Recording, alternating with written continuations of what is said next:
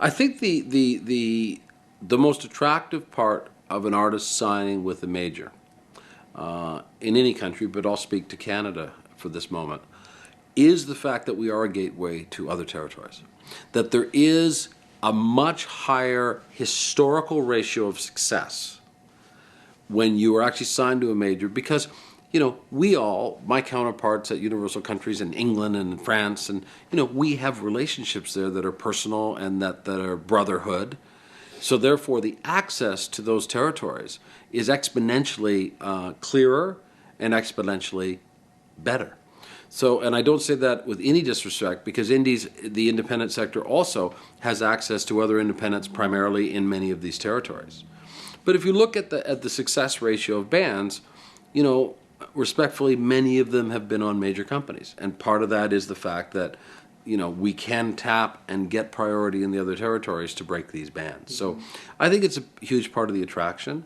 Another part of the attraction is resources. And again, with respect, because we have so many independents, we obviously assist where we can in resource-wise, but we can help a band who has lofty ambitions to really go big. They can have a better chance with us because we can put the marketing and A&R and video cost resources into them in very significant dollars, and as you know, we do all the time. So that's a biggie also, I think, in terms of attracting an artist. The other thing that's a fallacy I'd like to talk about, and that is that major record companies can get a bad rap in the artist community because they seem to be, publicly traded and managing quarters and all the things that we read about major companies. Well, I started, when I was 8 years old, making my own top 30 charts and taking guitar and piano lessons, and I've been a musician all my life, and I absolutely can look you in the eye and say, I live for and love music. And I'm not unique.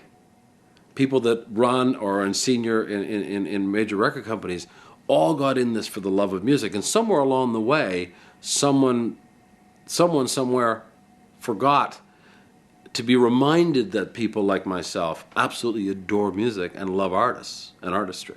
And yeah, the fact that there is a business to run is relevant and salient to that, but it's still a primary love that drives me and drives many, many of my associates with Universal and with other major companies around the world. So I think that's sort of a bubble I want to burst a little bit, because we're getting a bit of a bad rap in terms of, well, they're not really music guys, they're really business guys. Well, everybody is a business guy to some extent, whether you're running an independent in your basement or running Universal. There has to be some semblance of balance and accountability. But by no second does it lessen my passion and everyone in this building's passion for the love of music.